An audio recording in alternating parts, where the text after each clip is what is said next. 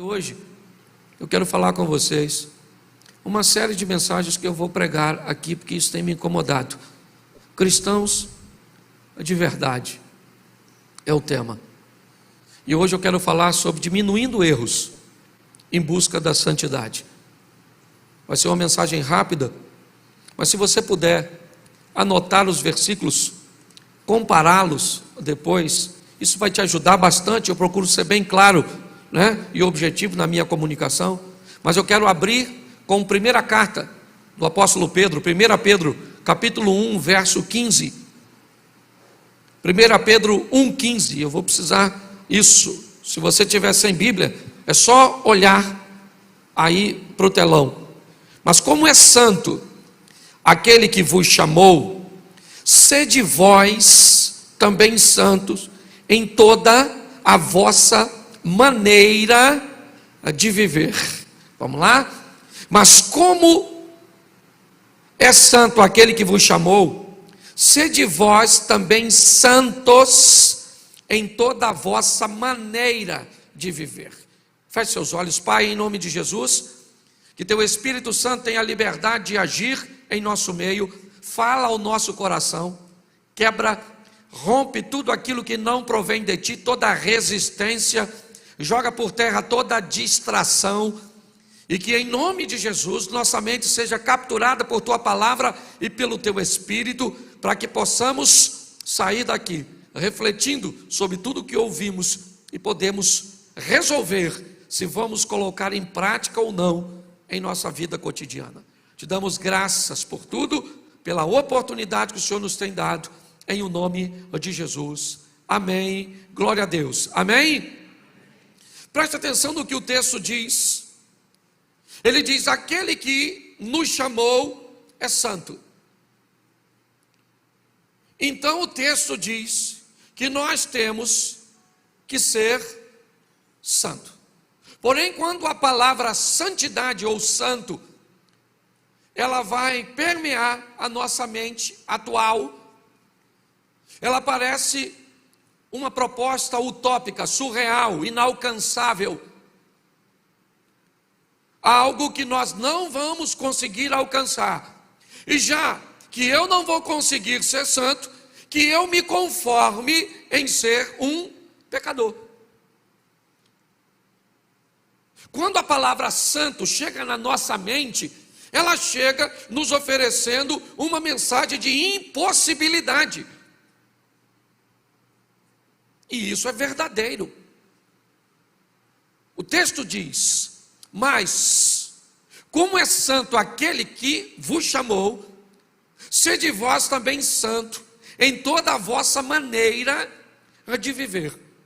O que o texto está me dizendo é o seguinte: é que já que eu vou me encontrar com Deus depois que eu partir dessa vida, já que eu aceitei a proposta de vida eterna com Deus em Cristo, que eu saiba que Ele é santo e que para estar com Ele eu também preciso ser.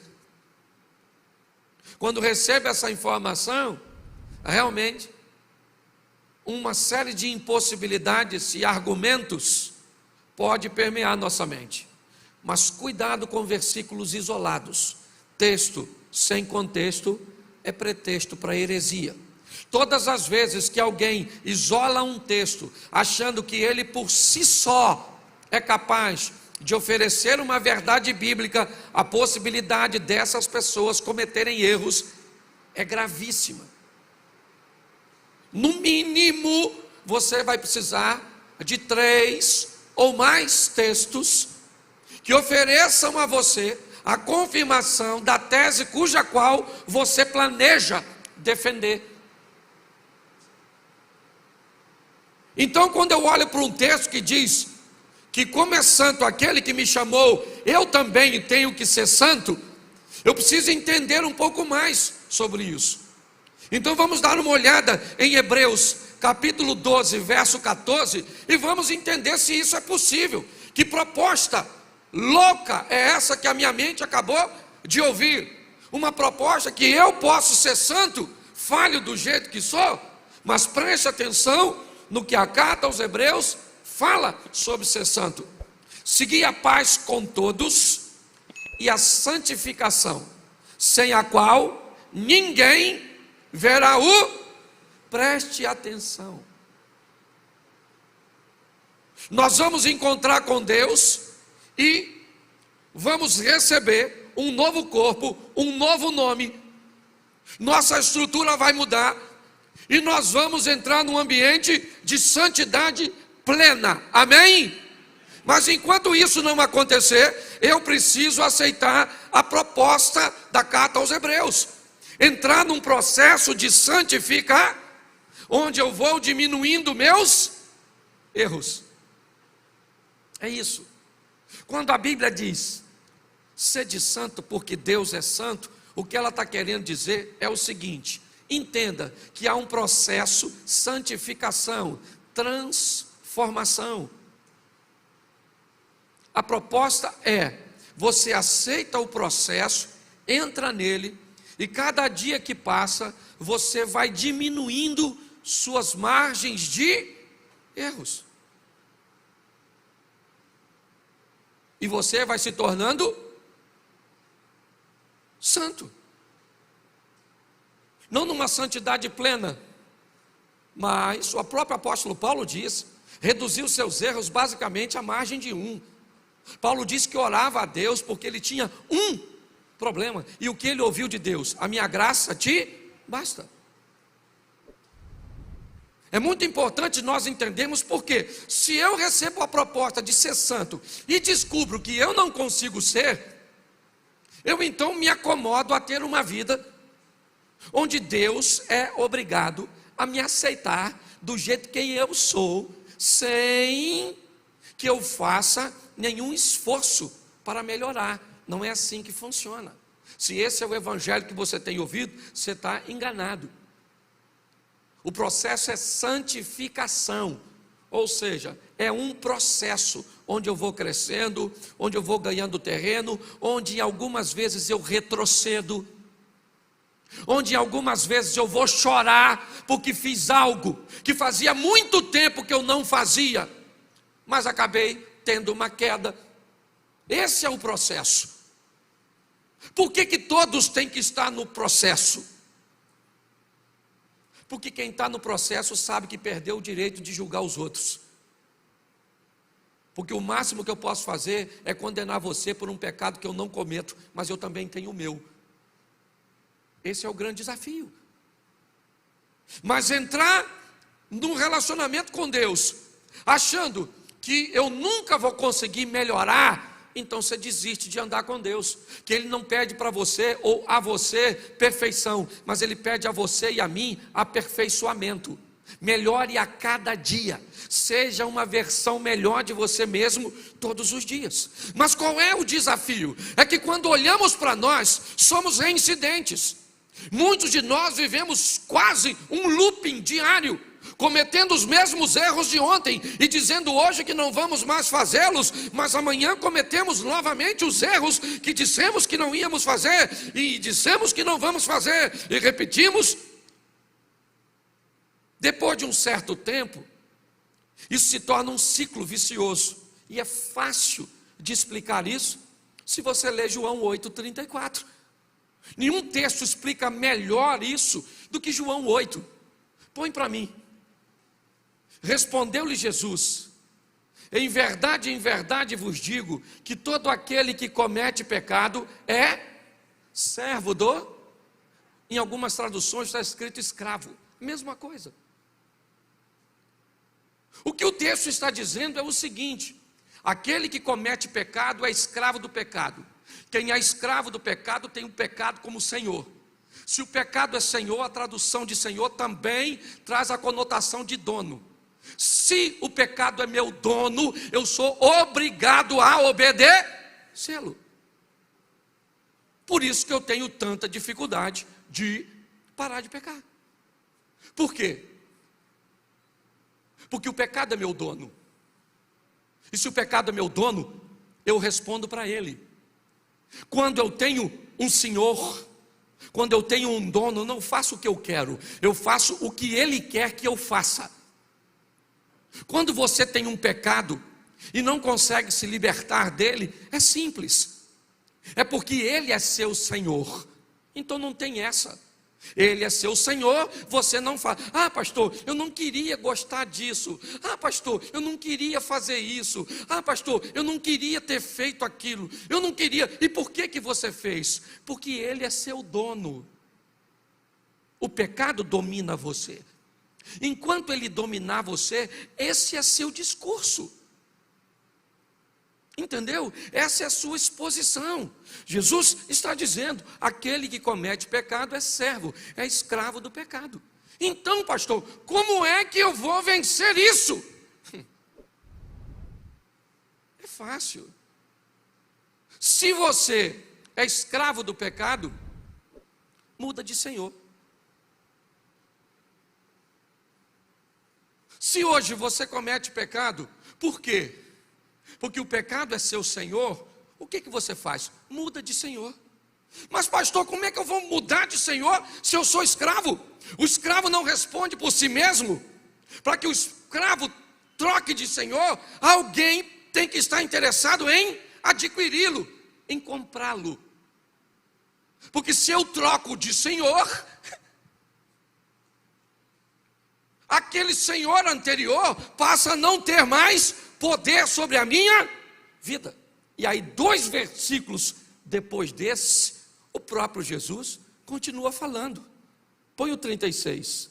Se, pois, o Filho vos libertar, verdadeiramente sereis livres. Preste atenção. Você era escravo do pecado. Ah, eu não queria, mas eu faço. É mais forte do que eu. Esse desejo que eu não domino é uma força poderosa. Eu me envergonho, mas faço. Ah, mas que vida, que vida. O que é isso? Isso é o efeito do meu Senhor. O pecado é o meu Senhor. E como é que eu mudo de vida? Sendo comprado por alguém que não tem o pecado como prática. Mas será que esse alguém tem interesse de me comprar? Essa é a pergunta. Pois é, o Filho de Deus subiu no madeiro, derramou seu sangue, e aí ele, olha, porque preste atenção, se você parar para pensar na proposta, ela é muito complexa. Porque se você era escravo do pecado, e o outro senhor te comprou, agora você é escravo desse senhor. Você só trocou de senhor. Mas esse Senhor que te comprou, te tirou das suas trevas, ou das trevas para a sua maravilhosa luz, ele diz o seguinte: se o Filho vos comprou e te libertou, verdadeiramente você é? Por quê? Porque enquanto o outro te obrigava a pecar, esse diz que você tem o pecado como opção. Você é livre. Por que é que tem gente que recebeu Jesus e ainda vive uma vida de pecado? Porque Jesus disse que você é livre. E você pode. Por isso que tem gente que diz assim: pastor, eu não preciso de igreja para caminhar com Deus. E eu acredito. Agora, se você quer me convencer que esse tipo de pessoa, que não quer compromisso com nada, vai entrar no céu, aí é outra resenha, para a gente bater um papo particular. O que o texto está dizendo é que Cristo me libertou, e eu sou verdadeiramente livre para decidir se eu quero viver com Ele ou não. Parece uma proposta esquisita, né? Quem aqui quer ir para o inferno, levanta a mão. Quem aqui acha que vai? Quem aqui comete pecado, levanta a mão. Baixa a mão. Quem aqui não comete nadinha, levanta a mão. Quem aqui comete de novo, dá uma olhada aí ao seu redor.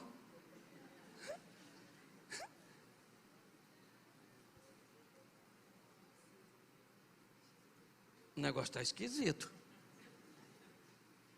Pare para pensar. Eu quero falar com vocês um pouquinho sobre salvação. Um assunto que normalmente não dá ibope, né? Hoje, domingão, ceia, pastorzão tinha que pregar uma mensagem evangelística. rasga o céu. Eu estou preocupado que uma turma que o céu ainda não rasgou e está dentro. Estou preocupado com o pessoal que eu olho e vejo um sintoma de inferno. Estou falando sério, na igreja a gente olha umas pessoas e fala, não vai, Senhor. Eu nem sei se eu vou julgando o outro. Mas eu sou pastor, eu acho que eu tenho o direito de vez em quando dar umas olhadas na ovelha. Umas ovelhas esquisitas. Ah, pastor, tem muita ovelha que é cabrito. Gente, se tem uma coisa que é extraordinária, é cabrito no meio de ovelha. Por quê? Porque cabrito é audacioso, é dinâmico. Rompe os perigos, ovelha é mais conservadora. Então, às vezes, uns cabritinhos no meio do rebanho, é bom. Para fazer com que as ovelhas fiquem mais ousadas. Nós não estamos aqui brincando, meu irmão. Jesus está voltando. Entendeu? Ele vem para buscar a sua igreja.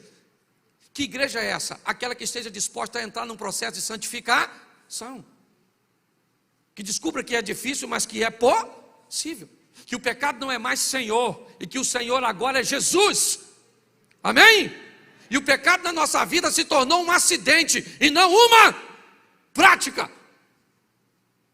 Você entendeu? Acidente, prática. O que é acidente?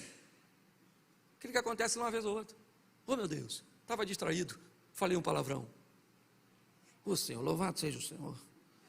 Oh, meu Deus do céu. Oh, Pai, estou tão envergonhado. Mas tem gente que é um palavrão. E eu estou só falando palavrão para não... Então, escute só. Quando o assunto é salvação, eu acho que nós estamos... A gente precisa dar uma olhada nisso para não se perder. Efésios 2:8, dá uma olhada, eu acho que vale a pena nós. Efésios 2:8. Porque pela graça sois, por meio da, e isso não vem, é dom de, nós somos salvos pela graça. A palavra graça, eu já falei isso aqui, tem diversos significados, a língua portuguesa tem disso. Uma palavra com um montão de significado, palavra que não tem significado nenhum e que explica tudo. Isso é a língua portuguesa, uma das mais difíceis do mundo. Me ajude aí com a palavra graça. Nós somos salvos mas a salvação não é mas eu queria saber qual a sua. O culto amanhã na casa da nossa irmã. Queria perguntar o que você está achando. Queria dizer que hoje você está uma palavra só, foneticamente dita do mesmo jeito. Nem diferença tem. A palavra coisa. O que é coisa? Coisa não é nada que explica tudo. Se eu estivesse aqui falando e dissesse, estou sentindo uma coisa estranha, você sabe que tem algo de errado, mas não sabe o que é coisa. Certo? Depois, se eu falasse, eu tenho bem uma coisa para te falar. Já virou até verbo, tem gente que diz, eles estão coisando. Eu coiso, tu coisa, nem sei como é que é esse troço. Mas só para você entender isso aqui, graça, favor e eu não mereço, mas eu recebo, por meio da fé. Porque pela graça sois, por meio e isso não vem, é dom de, o que a Bíblia está dizendo? Você vai receber a salvação sem mas no mínimo tu tem que ter, mas isso não vem de você. E Deus é bom demais. Ele falou, eu vou dar a salvação sem você merecer, você só precisa ter fé. Mas não consigo ter fé, mas não tem problema porque eu te ajudo. Olha que Deus bondoso. E como é que tem gente que vai para o inferno? Porque dificulta. O texto está dizendo, e quando eu olho para Tiago 2,14, aí eu consigo entender a profundidade da proposta de Efésios 2,14. Meus irmãos, que aproveita se alguém disser que tem fé e não tiver, porventura, a fé pode, nós acabamos de ler um texto que diz que nós somos salvos mediante e agora o texto diz, A fé. O que aproveita alguém que tem e não? Aí ele pergunta: porventura, a fé pode? Sim ou não? Sim ou não? Sim. Pelo menos no outro texto, mas nesse não. Porque esse diz que tem dois tipos de fé. E aí é que é o problema.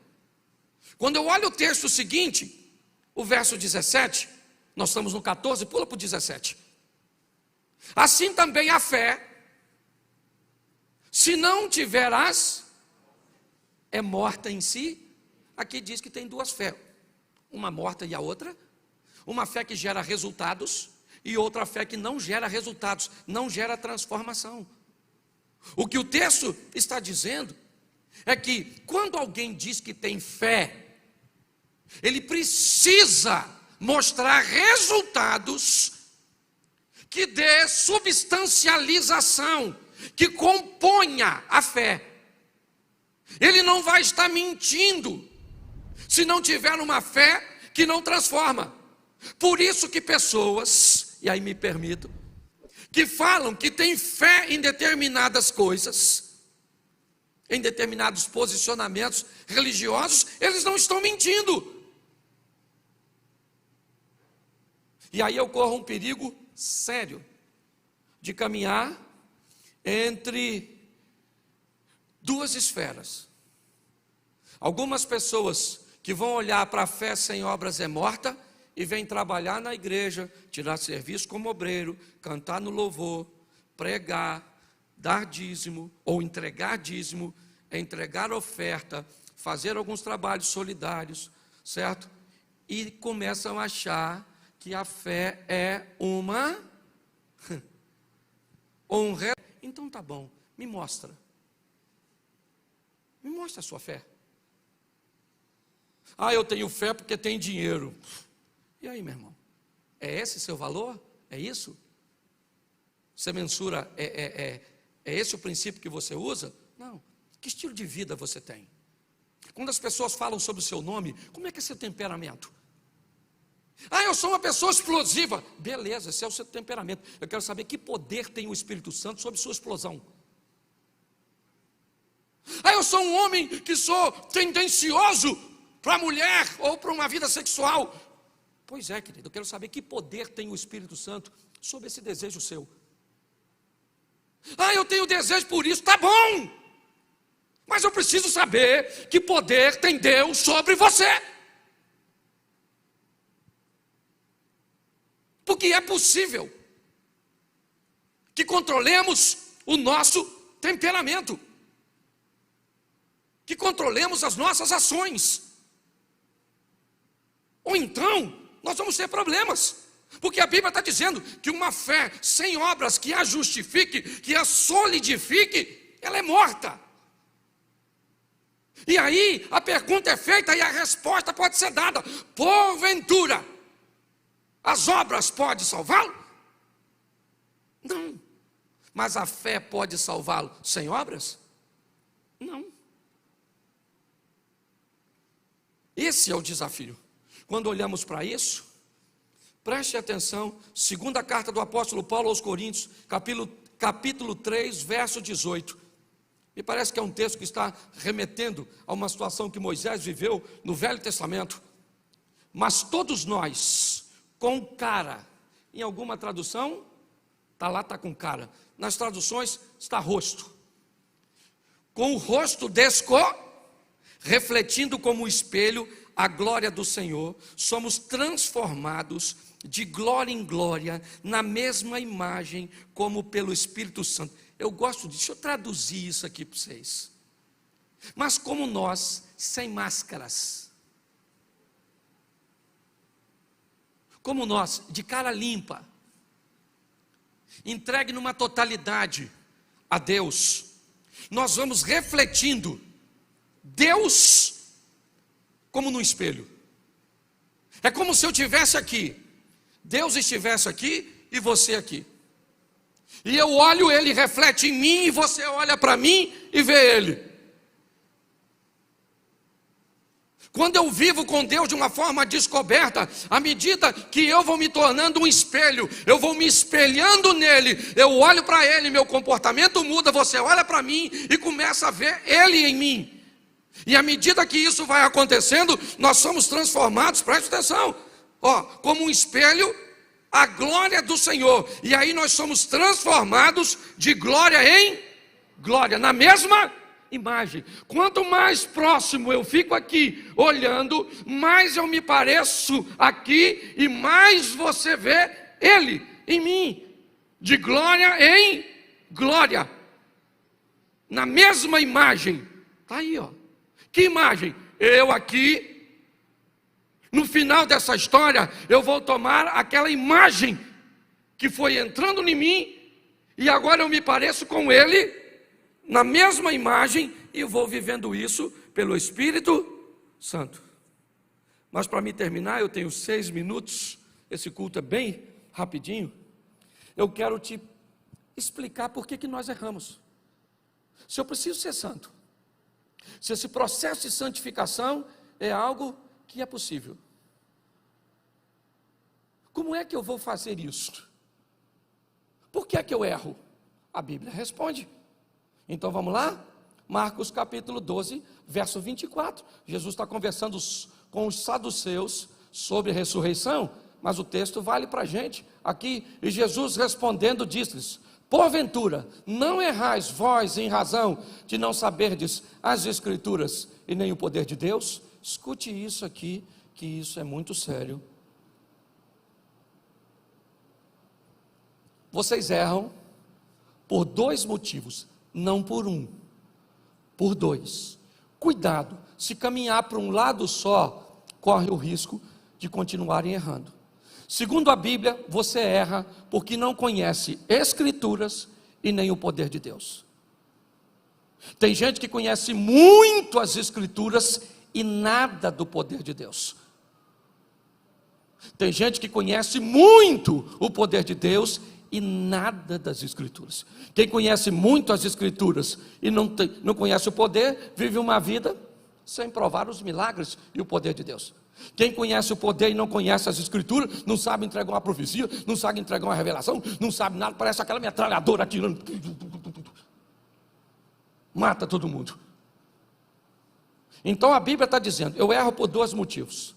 Então, se eu erro por não conhecer as Escrituras e o poder de Deus, o que eu faço para corrigir isso? 2 dicas, rapidinho, para vocês. Josué 1:8. Josué 1:8. Se eu quero parar de errar, não aparte da tua boca o livro desta, antes medita nela de dia e, para que tenha o cuidado de fazer conforme tudo que nele está, porque então farás prosperar o teu, e então prudentemente. Preste atenção nas 3 fases. Primeiro, eu leio, eu introduzo, a parte da boca, certo? É o processo, que eu tenho que entender de como eu vou colocar aquilo dentro de mim. Então, o que o texto está dizendo, eu preciso colocar a palavra da lei em mim. Depois, a segunda fase, eu vou meditar nessa palavra. Terceiro, eu vou colocar essa palavra em prática. Aí, então, eu vou fazer prosperar meu caminho e eu vou me conduzir prudentemente.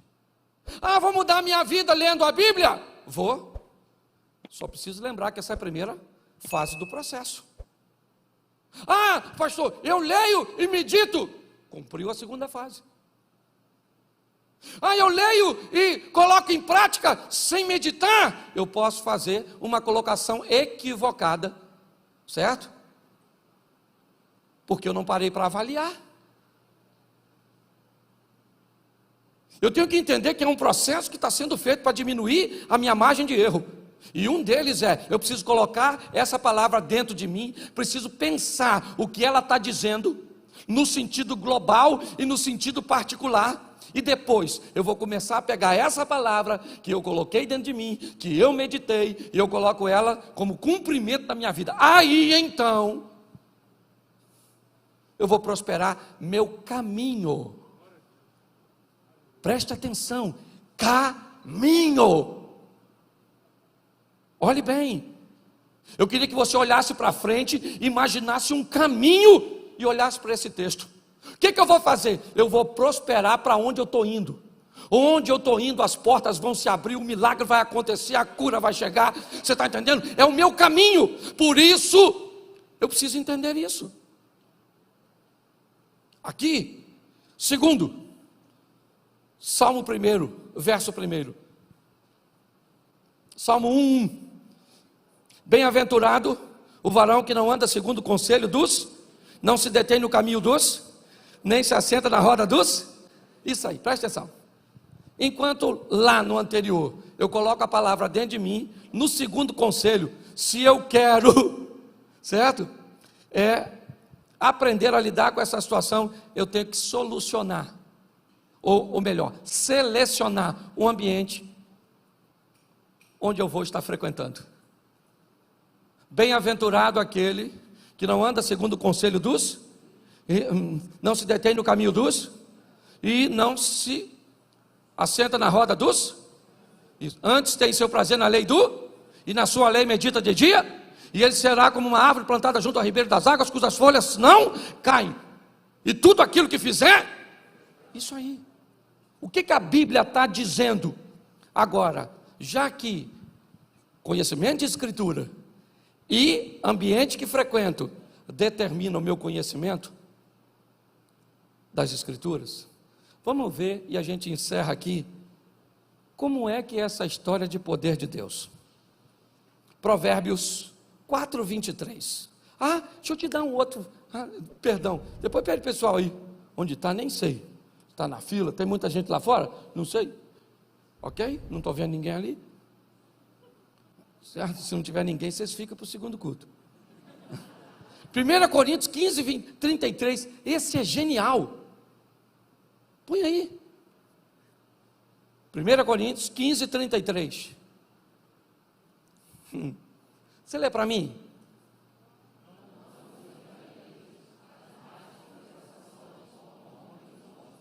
Preste atenção. A Bíblia está dizendo, não se misture com quem fala besteira. Não se misture. Porque as más conversações corrompem.